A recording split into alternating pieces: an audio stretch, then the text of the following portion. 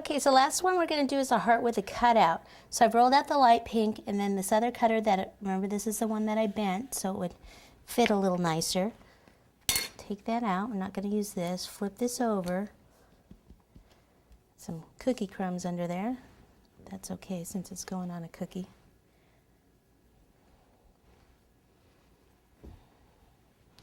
All right, bring the cookie over and just kind of start here. Dry your hands and then start to shape it where it's supposed to go.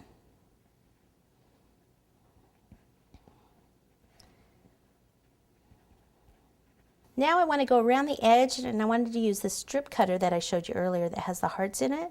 So I rolled this out, okay, and this is the more of a mauve-y pink, and then cut it and then lift it up gently. Okay, and it leaves the marks like that. Then you could take a toothpick and you could take these little hearts out. I want to go around the edge, so what I need to do is kind of cut it with the ruler. Let's see, we'll just leave it like just a little bit below it, and then cut. And we're going to we'll have to do a couple of these to go around the entire heart. So then pull this away, and then this, see, I hold on to this gently and then pull this fondant away. And then at the ends, cut that off.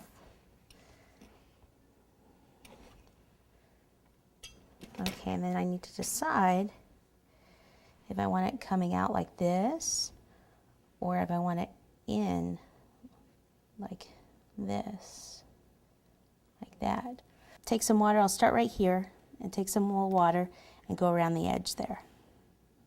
So start this here, just go right around the edge.